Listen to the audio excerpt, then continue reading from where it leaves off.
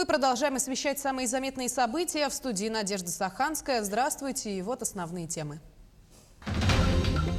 Чтобы не допускать ошибок прошлого, Дмитрий Садовников призвал районы принять превентивные меры по лесным пожарам. Диагностика и инкубации болезни. В России завершена работа над новой тест-системой на выявление COVID-19. Золотая свадьба. Сегодня знаменитая семья Ивановых отмечает 50 лет совместной жизни.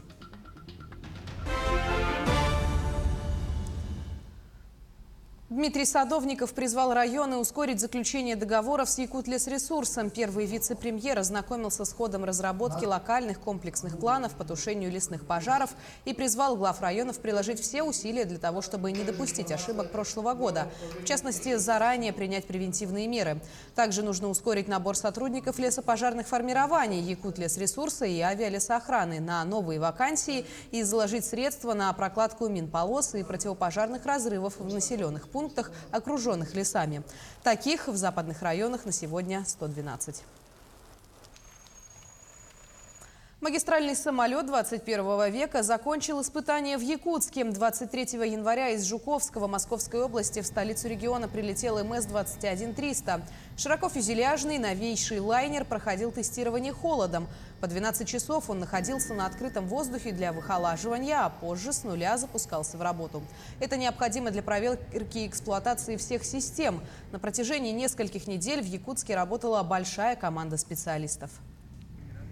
После этого проводим также летные испытания, в которых в комплексе оцениваем функционирование систем в полетах в самых сложных режимах, в том числе с выключением двигателей, то есть с запусками двигателей в разных режимах, разной конфигурации системы управления. То есть все это проверяется на разных высотах и с разными отклонениями от температуры, от базовых, от стандартных.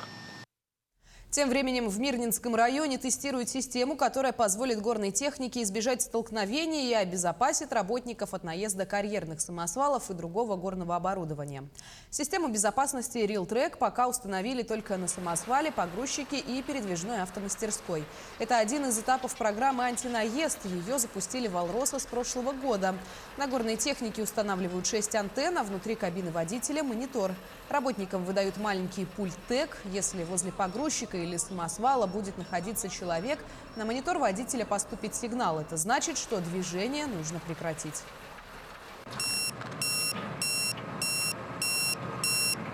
У нас в рамках этой же тоже концепции устанавливаются зеркала дополнительные на машины, наклейки клеются, внимание, слепая зона. Этого было недостаточно. Принято было решение руководством компании проверить именно вот системы,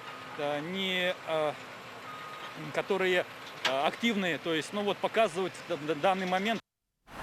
Систему онлайн-оповещения об угрозе наезда устанавливают подрядчики из Новосибирска и Санкт-Петербурга. Если пилот будет эффективным и поможет предотвратить наезды и несчастные случаи, RealTrack установят на всей горной технике.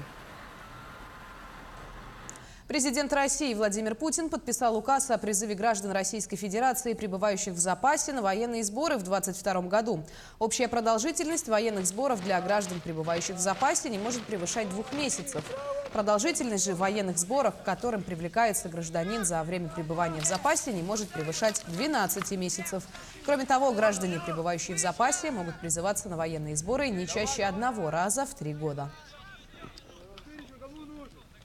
Якутия готова принять не менее 1500 беженцев Донецкой и Луганской народных республик. Об этом заявил глава республики Айсен Николаев. Крупнейшие компании региона Алроса, Эльга-Уголь и Колмар готовы принять людей, оказать помощь и поддержку в размещении семей с Донбасса и решении вопросов трудоустройства. Многие компании, по словам Айсена Николаева, поддержат этот посыл, и в случае необходимости республика окажет всю необходимую помощь.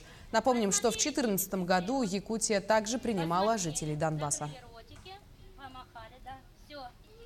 Ужесточение правил получения разрешения на оружие введут с 1 марта в России. В первую очередь изменения коснутся порядка прохождения медосвидетельствования, которое позволит определить, имеются ли у гражданина медицинские противопоказания к владению оружием. Кроме того, Росгвардия получит возможность в режиме реального времени проверять и достоверность факта прохождения гражданином данного медицинского освидетельствования. Тем временем Сбербанк повысил ставки по ипотеке на новостройки и вторичное жилье на 1% пункт. Аналогичное решение руководство компании приняло в начале месяца. В Сбербанке связывают новый рост с принятым на прошлой неделе решением Центробанка повысить ключевую ставку до 9,5%. Кредитные организации также заявили, что ставки повысили по вкладам для поддержки клиентов в условиях растущей инфляции. Глава Роспотребнадзора Анна Попова сообщила, что в России завершена работа над новой тест-системой на выявление COVID-19, которая будет чувствительнее к мутациям вируса. Благодаря такому исследованию даже небольшие проявления вируса будут диагностироваться врачами между инкубационным периодом и болезнью. Кроме того, глава Роспотребнадзора добавила, что российские ученые разработали лабораторную методику для определения вариации генов дельта по 2 мутациям и омикрон по 4 для быстрого определения штамма коронавируса. Нашими учеными разработана лабораторная методика для определения геновариантов дельта по 2 мутациям и омикрон по 4 мутациям. Мы сегодня можем различить это лабораторно. И также специалисты Центрального научно-исследовательского института эпидемиологии Роспотребнадзора завершили работу над новой тест-системой, которая будет более устойчива к появлению новых мутаций и также будет более чувствительной. Это уже другая разработка с использованием методики CRISPR-Cas. Самые небольшие количества вирусов будут диагностироваться, и таким образом мы сможем ставить диагноз уже в продромальном периоде. Ну и еще один результат – это наш научно-исследовательский институт имени Пастера в Санкт-Петербурге начал клинические исследования кожного теста, который определит все уровни иммунитета у человека к новой коронавирусной инфекции и даст возможность нам четко определять иммунных и тех, кому нужно стимулировать иммунитет с помощью вакцинации. Перейдем к эпид-обстановке. На 19 февраля в республике выявлено 1086 новых случаев коронавирусной инфекции. Так, в столице региона выявлено 302 случая, 141 заболевшие в Алданском районе, 67 в Нерюнгринском. Еще в 23 районах республики выявлено от 1 до 65 случаев заражения COVID-19. В Москве завершила свою работу международная выставка оборудования для отопления, водоснабжения и инженерных систем «Акватерм». Событие познакомило участников с новейшими технологиями и уникальными разработками отрасли. Особое место на выставке занял и якутский стенд компании «Саха-Липснеле», резидента технопарка Якутии и территории опережающего развития. О котлах, проверенными якутским холодом, смотрите в материале Айсены Бурнашовой. Самое главное преимущество нашего котла – это зольный ящик, которого нет у остальных конкурентов. То есть это обеспечивает удобство обслуживания котла на много раз. Терморегулятор, огнеупорные ручки, 2 режима горения. Твердотопливный котел прошел реальные испытания холодом и спроектирован для бесперебойной работы в условиях Крайнего Севера. Так, при минус 30 на одной закладке он может отапливать помещение до 3 суток. Если дом качественно утеплен и система отопления проведена правильно, то он уже будет максимально долго гореть. Якутяне представили и новинку отрасли – воздухогрейную печь «Камелек». Установка позволяет не просто долго отапливать помещение, но и вырабатывать электричество до 50 ватт. Этого хватит и для зарядки смартфона, и для работы 10 ламп накаливания. Внутри котла стоит пластинки, которые вырабатывают электричество. Котел разогревается, элементы нагреваются и вырабатывается электрический ток. А с одной стороны у нас установлены вентиляторы. Вентиляторы охлаждают, и с разницей температуры у нас выходит электричество. Все котлы производятся по уникальным технологиям, изготавливаются в Якутии, проходят проверку холодом. Это и вызывает большой отклик у покупателей. По длительности горения мне понравился вот этот котел. То есть принцип действия, вот как теплосъем сделан. Ну и еще меня заинтересовало то, что это вот из Якутии. Во время выставки компания подписала 2 крупных соглашения с российскими регионами. Интерес проявила Монголия, Казахстан и другие страны. В планах у Липснеля Арктик открытие складов в Новосибирске, а также выпуск газовых котлов. Айсена Бурнашова, Виктор Олесов, Москва. Тем временем к столетию республики в Якутии реализовали еще одну целевую задачу. Ранее глава региона Айсен Николаев поставил задачу поддерживать талантливую молодежь республики и обучить 100 талантов в ведущих образовательных учреждениях. За последние 2 года свыше 160 человек прошли отбор в программу «100 талантов Якутии». Сейчас студенты-целевики успешно представляют республику в самых рейтинговых вузах, а в дальнейшем вернутся на родину, чтобы трудоустроиться на предприятиях и организациях республики. Для реализации этой задачи с 2020 года в Якутии ввели новый подход для набора целевиков на основании конкретных отраслевых проектов и с учетом года их реализации. Объем финансирования отдыха детей в рамках проекта «Дети Арктики» существенно возрастет в этом году. Об этом в ходе отчета правительства сообщил вице-премьер региона Михаил Никифоров. Уже с 2022 года увеличено финансирование по выезду детей из арктических и северных районов на отдых и оздоровление. По словам вице-премьера, сумма будет увеличена практически в 6 раз. Израильский фермер сумел вырастить рекордно тяжелую клубнику весом в 289 граммов. Предыдущее подобное достижение было установлено в Японии в 2015 году. Там мужчина вырастил плод массой в 250 граммов. Подробности узнавал Артем Сторонов. Самую тяжелую в мире клубнику удалось вырастить израильскому фермеру Чахи Ариэлю. Ягода весом 289 граммов имеет 18 сантиметров в длину и 4 в толщину. Длина ее окружности составляет 34 сантиметра. Эта клубника выведена в Израиле сорта Илан. Она по форме похожа на веер из нескольких сросшихся между собой ягод стандартного размера. Обычная масса плодов этого сорта до 60 граммов.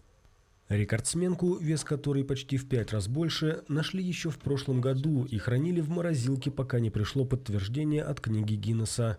По словам агрономов, холодная погода в начале 2021 года замедлила процесс созревания и способствовала набору массы плодов. В прошлом году в начале сезона поле выглядело просто потрясающе. Прирост был очень большой, и мы знали, что произойдет нечто удивительное. Когда ягоды созрели, они были такие огромные, что мы начали снимать их на видео и отправлять знакомым. Внуки одного из них проверили данные книги Гиннесса и выяснили, что наша клубника бьет рекорды. Предыдущее достижение было установлено в 2015 году фермером из Японии. Ему удалось вырастить клубнику весом 250 граммов. И в завершении 50 лет совместной жизни отмечает сегодня знаменитая в Якутии семья Ивановых. Он – серебряный призер Олимпийских игр, а она – верная спутница жизни. Александр и Варвара уже полвека живут душа в душу, воспитали 3 детей. Сегодня у них 8 внуков и правнук. Они настоящий пример для молодежи, как, несмотря на трудности и переезды, сохранить любовь, доверие и уважение на долгие годы. Поздравить со знаменательным событием читу Ивановых прибыли глава города Якутска Евгений Григорьев, а также руководители Сунтарского, Чурапчинского районов и Сыланского наслега. До сих пор глава семьи Александр занимается спортом и помогает своим ученикам достигать высот на этом поприще. Насчет учеников я хочу сказать, я никогда не выделял лучших, плохих, средних, одаренных, неодаренных. Я никогда не выделял, я их одинаково оценивал. Они наши дети, мои ученики наши дети, наше будущее, поэтому с ними надо очень осторожно. Сохранить семейную жизнь – это наука, очень сложная наука. Уступить друг другу, понимать друг друга, помогать друг другу. Но самое главное – любить. В одном классе учились в знаменитом Чурапчинской школе-интернат спортивной.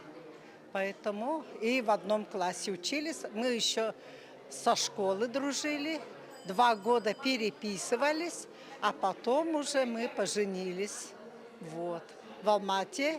Но свадьба наша была в Чурапчинском улусе, в Сылане. Вместе работали со сборной Якутии по вольной борьбе. Я медиком, он тренером. И я вышла на пенсию в 60, а Александр Николаевич до сих пор работает консультантом. На этом наш выпуск завершен. До встречи.